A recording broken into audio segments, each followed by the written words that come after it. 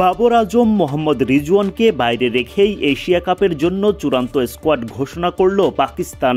পারফরম্যান্সের কারণে এই দুই অভিজ্ঞ তারকার বাদ পড়ার শঙ্কা ছিল আগে থেকেই, শেষ পর্যন্ত হলো সেটাই। সালমান আলী আগার নেতৃত্বে 17 সদস্যের শক্তিশালী স্কোয়াড ঘোষণা করেছে পাকিস্তান ক্রিকেট বোর্ড পিসিবি। সবশেষ বাংলাদেশ সিরিজে দুর্দান্ত পারফরম্যান্স করে এশিয়া কাপের দলে জায়গা পাকা করেছেন সালমান মির্জা। রবিবার আনুষ্ঠানিকভাবে আফগানিস্তান ও সংযুক্ত আরব আমিরাতকে নিয়ে অনুষ্ঠিত হতে যাওয়া ত্রিদেশীয় সিরিজের জন্য দল ঘোষণা করে পিসিবি। সেই একই দলটি এশিয়া কাপের জন্যও চূড়ান্ত করে পাকিস্তান ক্রিকেট বোর্ড। ত্রিদেশীয় সিরিজটি গড়াবে শারজায়। আগামী 29 আগস্ট থেকে 7 সেপ্টেম্বর পর্যন্ত চলবে এশিয়ার এই 3 দেশের লড়াই। এরপর 9 সেপ্টেম্বর শুরু হবে এশিয়ার মহাদেশীয় শ্রেষ্ঠত্বের লড়াই, যেখানে অংশ নেবে 8টি দল। আবুধাবি ও দুবাইয়ের মাটিতে লড়াই চলবে 28 সেপ্টেম্বর পর্যন্ত। দুটো টুর্নামেন্টেই পাকিস্তানকে নেতৃত্ব দেবেন সালমান আলী আগা। তার সঙ্গে আছেন অভিজ্ঞ ফকর জামান, হারিস রৌফ, শাহিন শাহ আফ্রিদিরা। উইকেট কিপার ব্যাটার হিসেবে থাকছেন মোহাম্মদ হ্যারিস। আছেন অলরাউন্ডার খুশদিল শাহ। ব্যাটিংয়ে পাকিস্তানকে ভরসা যোগাবেন সাহিবজাদা ফারহান, সাইম আয়ুব, হাসান নওয়াজরা। এছাড়া দলটিতে আরও জায়গা পেয়েছেন আবরার আহমেদ, ফাহিম আশরাফ, হাসান আলী, হুসাইন তালাত, মোহাম্মদ নওয়াজ, মোহাম্মদ ওয়াসিম জুনিয়র, সুফিয়ান মুকিম ও সালমান মির্জা।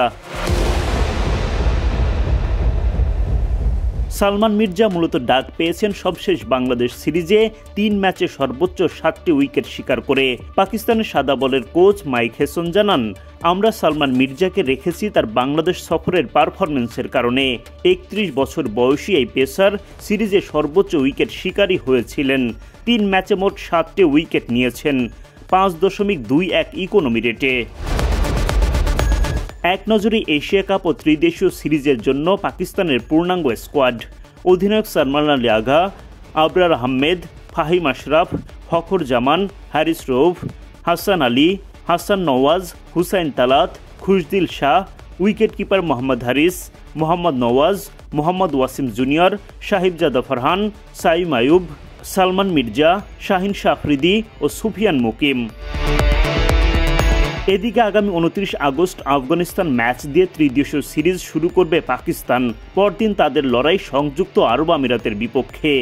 1 সেপ্টেম্বর আমিরাত মুখোমুখি হবে আফগানদের। 2 সেপ্টেম্বর ফের পাকিস্তান আফগানিস্তান লড়াই।